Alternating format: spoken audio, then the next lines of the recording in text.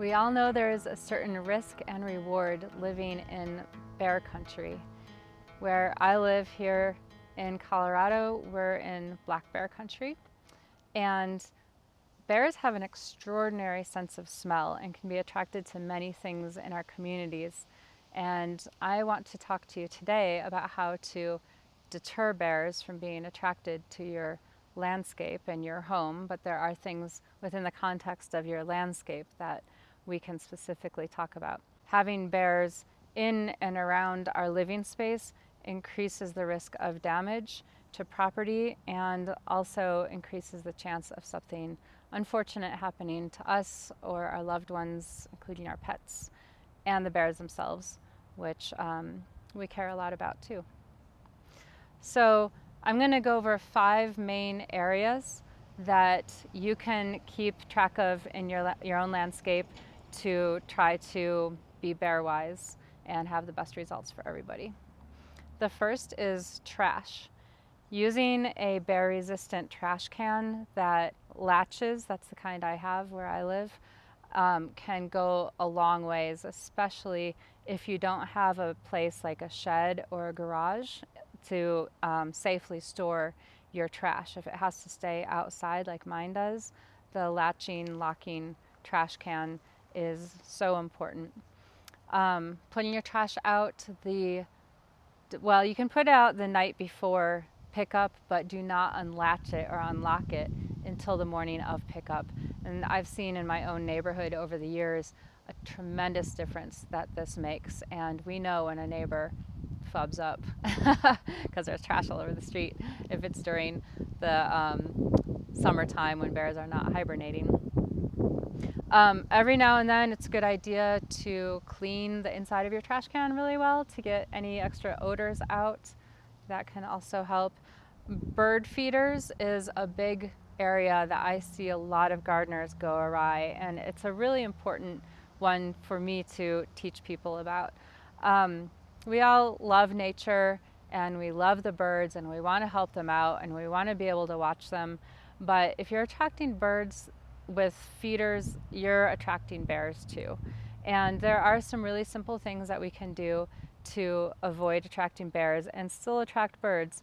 One is to not put any bird feeders out between April 1st and the month all throughout November, because those are the months when they're awake and they're with us.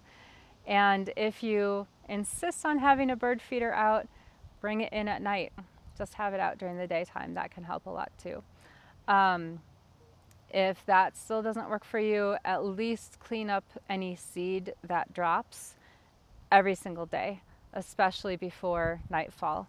And whether that's in your garden or a driveway or a patio, sweep up or hand pick the seeds, maybe put a tray or a tarp down or something to bring the seeds in, bring that bird feeder into. I've heard hummingbird feeders called bear energy drinks. They'll go and they'll grab them and they will just really enjoy that sugar water that you're putting out for the hummingbirds. So not the best approach. A good approach is to use hanging baskets of flowers or any annual baskets or really just plants in the garden that are going to attract birds. Great way to get birds in, help them out, feed them, enjoy them, watch them, nurture the whole ecosystem while you're at it, and not attract the bears. Something that I have not always known is that water features attract bears. They appreciate the water, but it's just something to be aware of. That ties into the bird topic, because a lot of us like to put out bird baths for the birds, but also know that you could be bringing bears into your home area. This one seems a little more obvious maybe, but still worth mentioning. Keep all bear accessible windows and doors closed and locked. So that would be ground level doors and windows.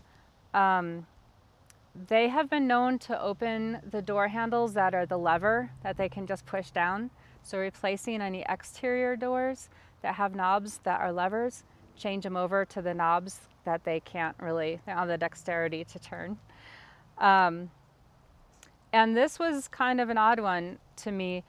Bears are attracted to petroleum-based products, including gas, paint, and other things that fall into that category, petroleum-based. So treat those the way you would with any other bear attractant like food.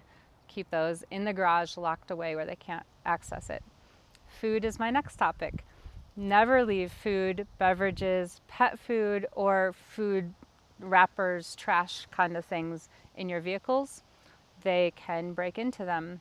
And keep your vehicle doors and windows closed and locked. Trees, fruit trees are a big one. Make sure that you remove any ripe fruit right away. If it falls on the ground and just stays there and rots, it's a big bear attractant. We want to avoid that. Most communities have, these days, have fruit gleaning projects and organizations where if you have fruit on your tree that you don't want to be harvesting, you can call the number or go to the website and have people come out and harvest it for you, and you can stay bear safe that way.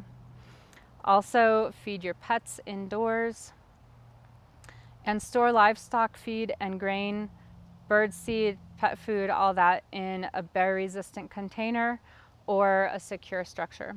General maintenance of different things around your household and in your landscape can also make a big difference for staying bear safe. This is such a weird one to me.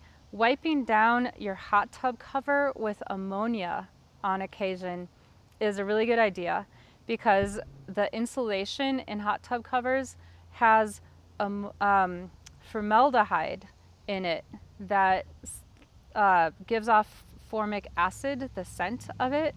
And formic acid is found in ant colonies, which is a favorite food of bears. Cleaning your barbecue grill after every use, and most importantly, emptying grease traps is a good practice.